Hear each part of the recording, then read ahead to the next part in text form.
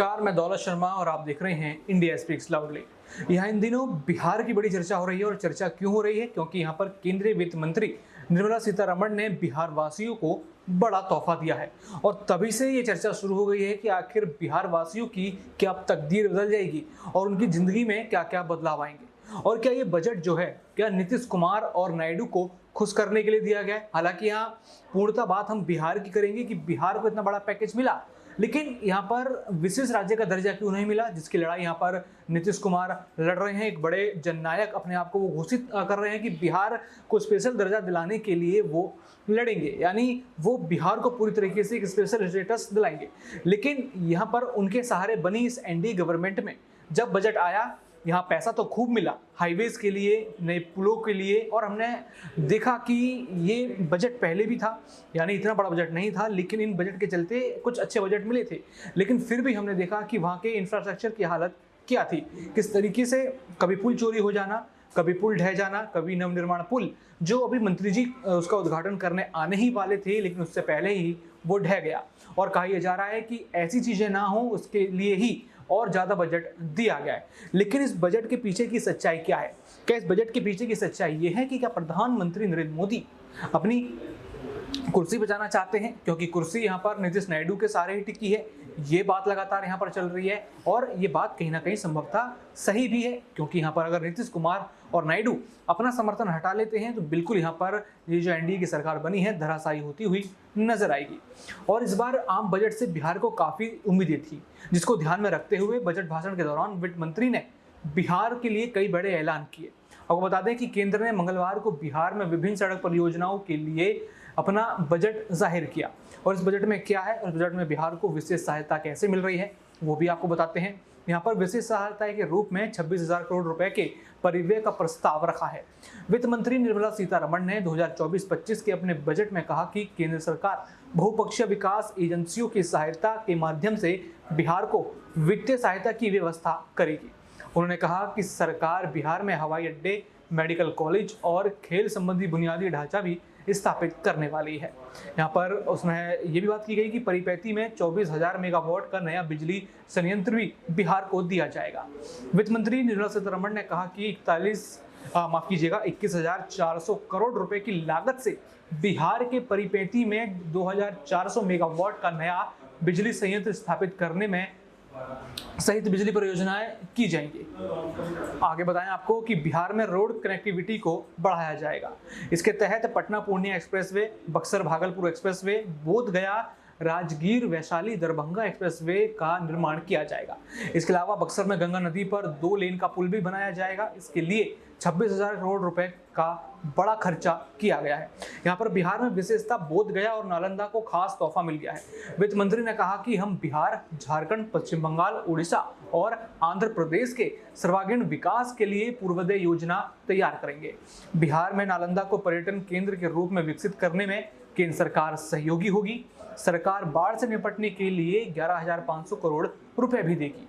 इसके अलावा केंद्र सरकार ने काशी की तर्ज पर बिहार में गया के विष्णु पद मंदिर और महाबोधि मंदिर कॉरिडोर का निर्माण करने का भी फैसला किया है। यानी यहाँ पर देखा जाए तो यहाँ पे भी एक धार्मिक एंगल निकाल के बिहार में अपने आप को मजबूत बीजेपी ने कर लिया है। राजगीर का व्यापक विकास यहाँ पर किया जाएगा।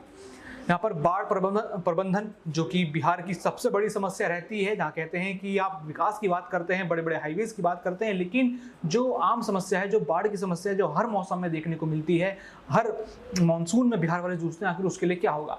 इसके लिए भी एक बड़ा प्रस्ताव यहाँ पर निर्मला सीतारमण ने रखा। वहाँ वित्त मंत्री कहती हैं कि प्रधानमंत्री ग्राम सड़क योजना के 4थे चरण की शुरुआत की जाएगी, जिसके तहत 25,000 ग्रामीण बस्तियों को सभी मौसमों के अनुकूल सड़कें उपलब्ध कराई जाएंगी।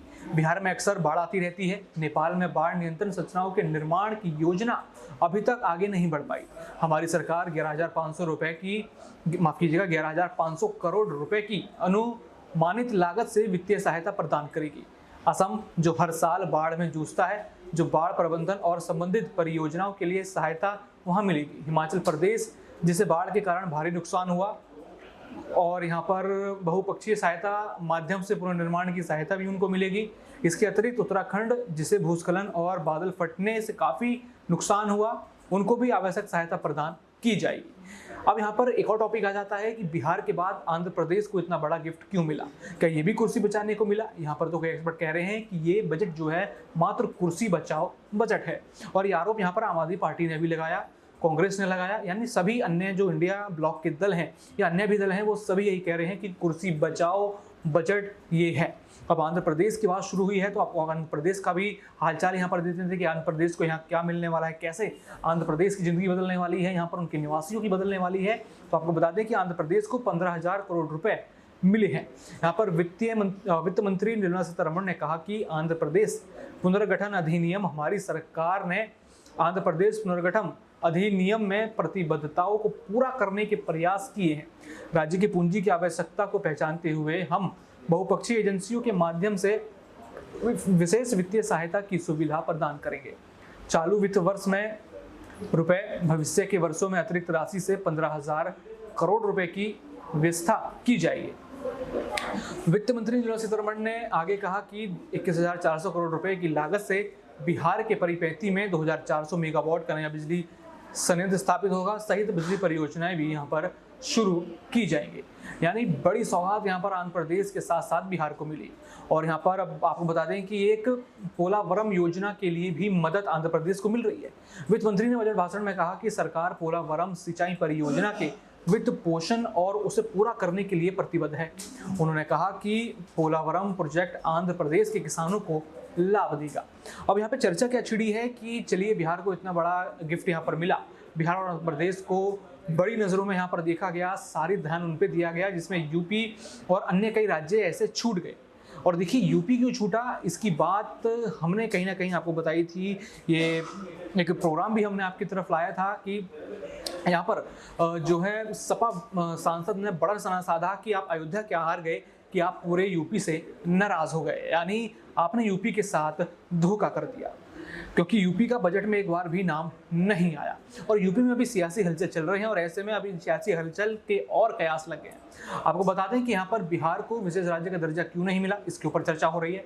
तो यहाँ बात करें तो पिछले वर्षों में कुछ राज्यों को राष्ट्रीय विकास परिषद यानी एनडीए द्वारा माफ कीजिएगा एनडीसी द्वारा योजना सहायता के लिए विशेष राज्य का दर्जा दिया जाता था। हालांकि जिन राज्यों को विशेष दर्जा दिया गया है वे कई मानदंडों पर खड़े उतरते हैं। जेडीयू सांसद रामप्रीत मंडल को दिए गए जवाब में कहा गया कि इन मानकों पर विशेष ध्यान देने की जरूरत है।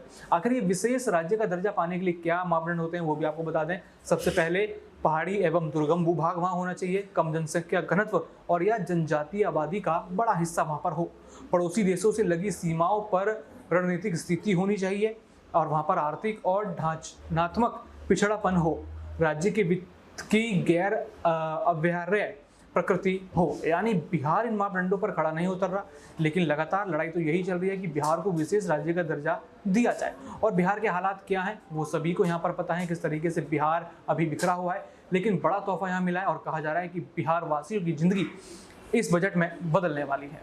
बाकी और भी ऐसी खबरें जानने के लिए देखते रहिए इंडिया स्पीक्स लाउडली। धन्यवाद।